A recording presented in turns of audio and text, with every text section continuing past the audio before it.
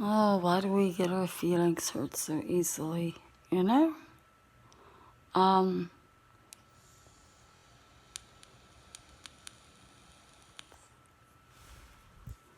doesn't exactly make sense to me. Why do we get so scared? Frightened? You know, we become afraid of things that we have no control over. It's just, it is what it is. It doesn't make sense. Only thing we control are our own thoughts and actions, you know? There's nothing we can do to change what somebody else says, does, or feels. We like to think we're in control of those things. I used to flatter myself all the time, thought everything revolved around me. That's funny. But you gotta be able to laugh at yourself sometimes, at your own ignorance and stupidity, selfishness. And I laugh really facetiously because for real, I'm talking, that line of thinking was, in my 20s and in my 30s. I got better in my 40s, but, I started to understand more things about myself and started to draw lines, boundaries and things, but,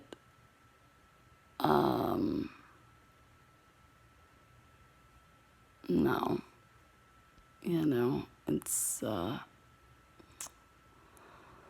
still made plenty of mistakes, still acted selfishly, sometimes. Sometimes too giving.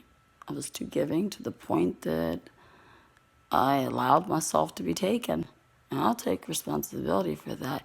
Doesn't justify somebody taking from anybody though. But if you give too much too quick, you get too hurt too fast. So everything, is in good time. But truth be known,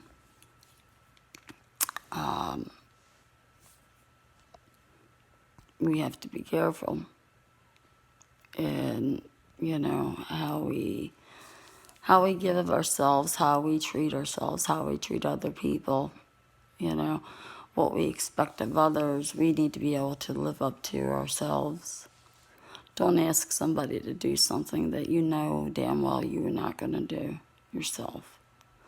And I say this, because I think back to a time, and this was a time ago, but I remember during my drug use, when I was with my ex, we had run out of money, had been up, getting high, misbehaving, and ran out of money. And he had said, we were on our way back home, stopped to get some gas, or I don't remember what it was, gas, or he needed cigarettes. It was something. But I remember him saying, getting back in the truck and said, oh, there's a mild-mannered elder African-American man at the ATM. Why don't you rob him? That way we'll have more money. We can go get some more drugs. And I paused and I looked at him and I said, fuck you. Why don't you rob him? Then we'll have more money. I'm not doing that today.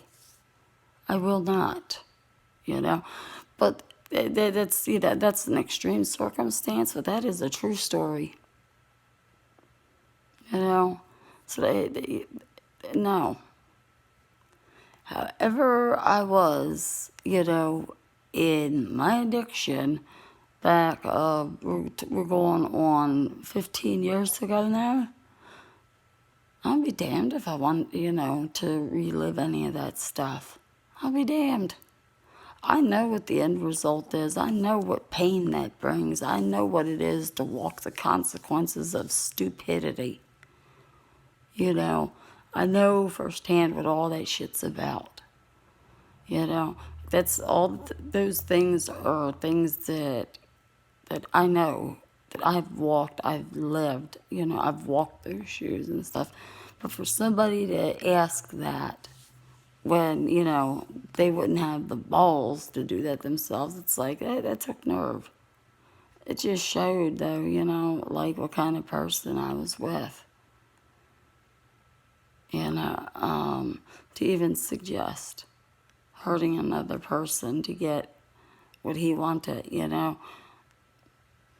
I said, you know, I will soon go home and lay there and ride out the cravings before I do something like that. So the end result of that story was we went back to his father's house, and he went in and lied to his father, or took from his father. I don't remember which it was, honestly, but I know I didn't do anything. But the fact that I even knew was wrong in itself, you know. But there too, chalk it up to experience. It's past, it's done, it's over. Can't change it, you know. But the point is, I didn't do it. You know, he went in and did his thing. I didn't see or hear what he did or said. Those days run together, they melt together when I think back, or even try to think back to that stuff. But because, you know, he's such a coward, you know, he'd soon put his wife or girlfriend up to something, you know, that he wouldn't have the balls to do himself.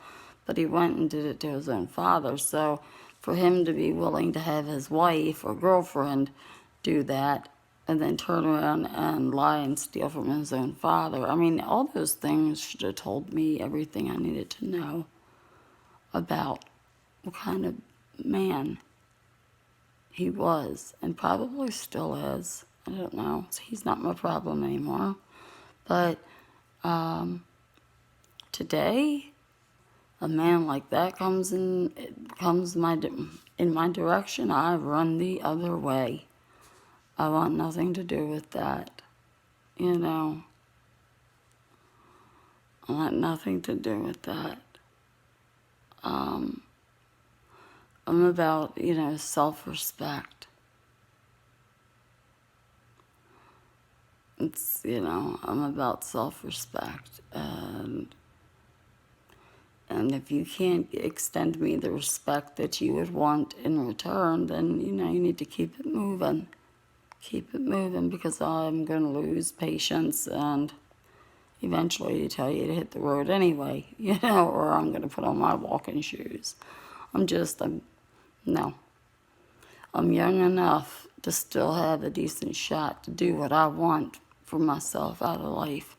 But I'm old enough to know better, that I know enough that time is running out and I can't be just fucking around with it, just every and anybody, you know, who's going to run some sweet game on me, telling me things they think I want to hear, when really I'm looking at, you know, how you're going to treat me. What you say and what you do often contradict.